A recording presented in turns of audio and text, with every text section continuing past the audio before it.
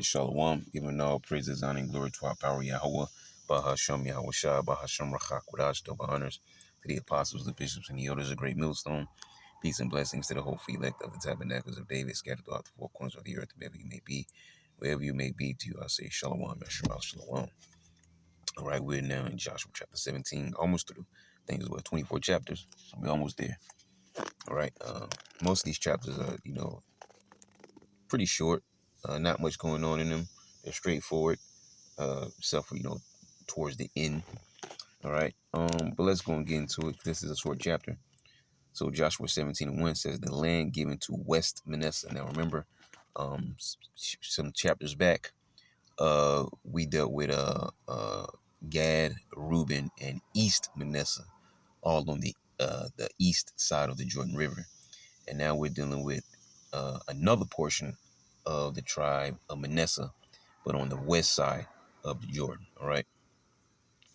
And of course, we talked about a couple other tribes too, but I was just making that point there about the east, west Manasseh. All right, on the east side Jordan, now on the west side Jordan. All right. So as we jump right into it, so it says the land given to west Manasseh, and it's probably not really necessary, but being simplified as much as possible. Right, we're reading in the NLT. Okay. So it says Joshua 17:1. The next allotment of land was given to the half tribe of Manasseh, the descendants of Joseph's older son, Machir. All right, the firstborn son of Manasseh was the father of Gilead.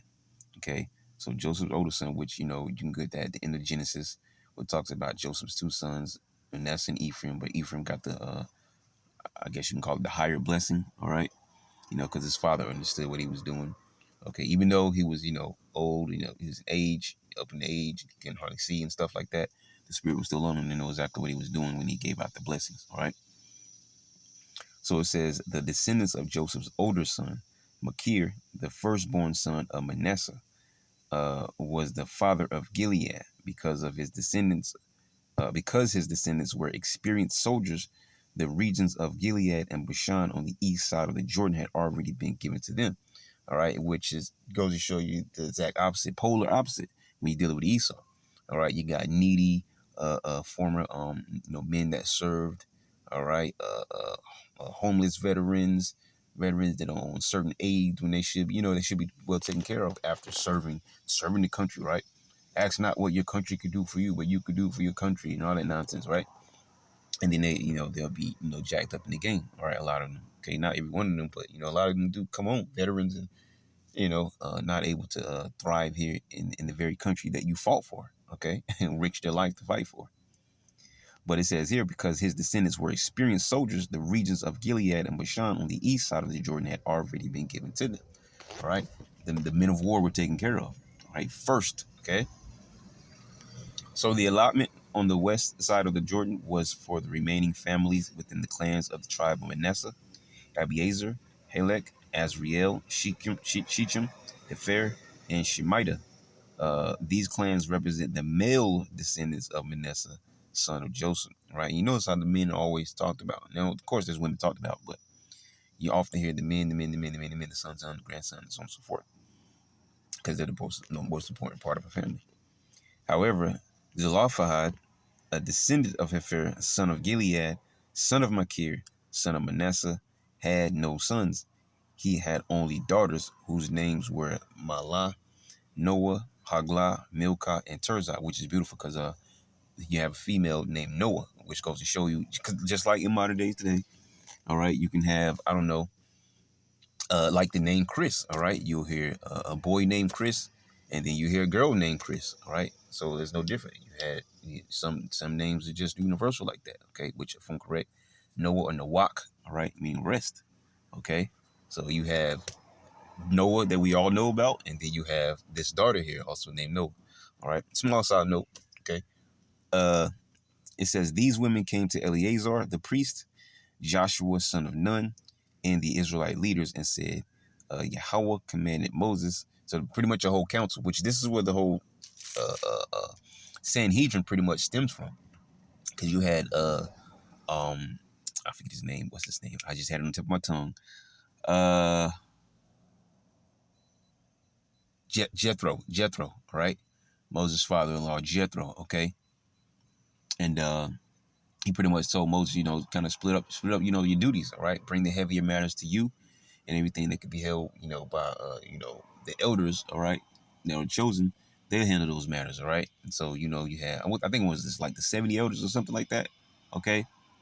But it's pretty much the same thing with the Sanhedrin. It stemmed from way further down in history. So you had this council here, all right? So it says, these women came to Eleazar the priest, Joshua son of Nun, and the Israelite leaders and said, Yahweh commanded Moses to give us a grant of land along with the men of our tribe. Okay, because whatever your tribe was is where you were going to get a plot of land. Okay, except for this small stuff. Well, two actually, because the Levites, they didn't have the actual land. They lived everywhere in suburbs amongst every tribe. And this small little exception here that we're going to read in a second.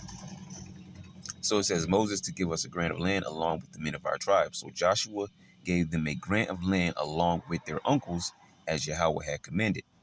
As a result, Manasseh's total allocation came to 10 parcels of land, all right, in addition to the land of Gilead and Bashan across the Jordan River.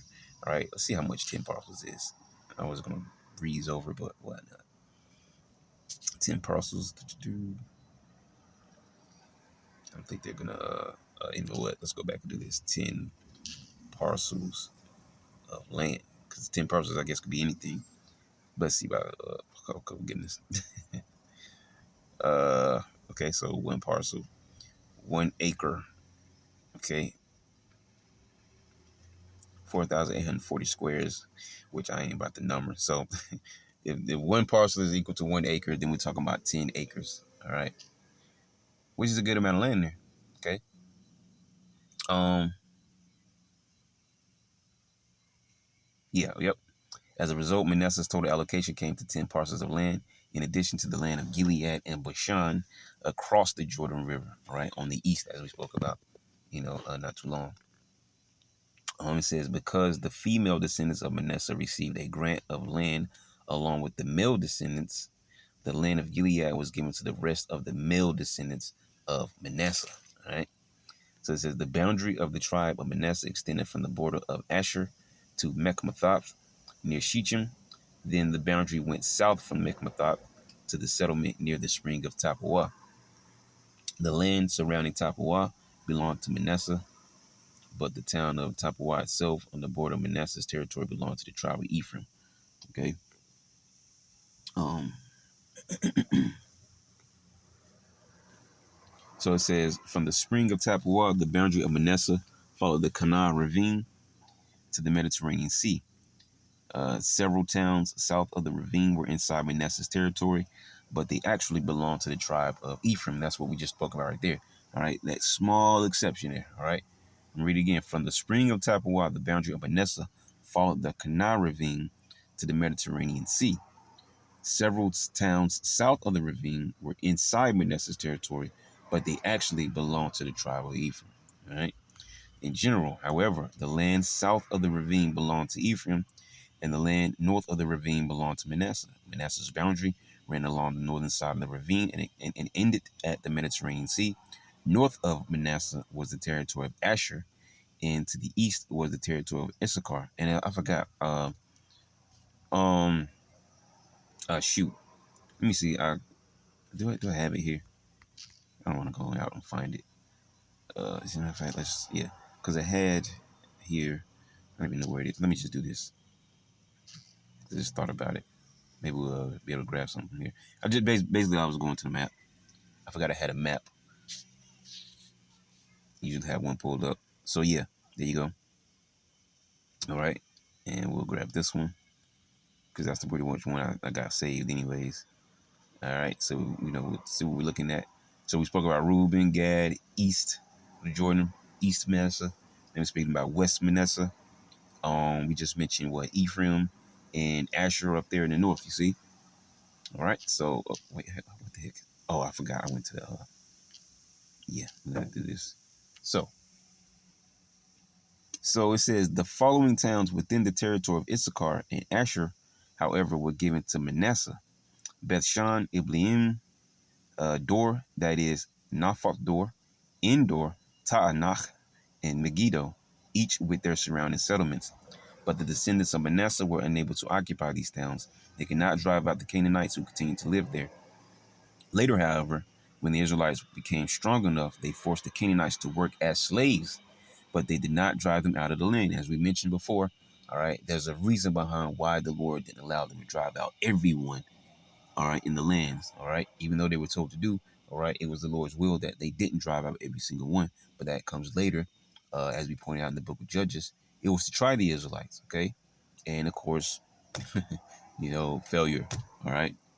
But it says that it's because speaks about giving our daughters and so on and so forth and their daughters and all this kind of stuff. And basically, the whole point is ultimately you'll end up falling away to their false gods and idols. All right, and then you'll start to fall away to those rituals and to the things that those people do, and you automatically, well, even at the first thing we mentioned, you've fallen away from the Lord. Okay, because once you fall into idol worship, you've already fallen away from the Lord, and then you start to do other things concerning that idol that you're now going after instead of the Lord, and so on and so forth. So it's a downhill spiral from there.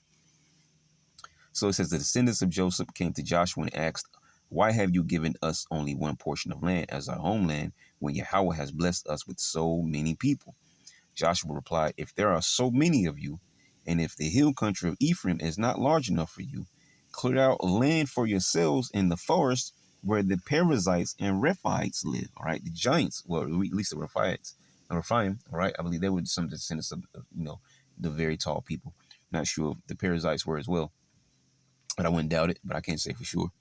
But anyways, so it says the descendants of Joseph responded, "It's true that the hill country is not large enough for us, but all the Canaanites in the lowlands have iron chariots," all right, which is crazy, all right, iron chariots, okay, something that can't be, easily broken, okay.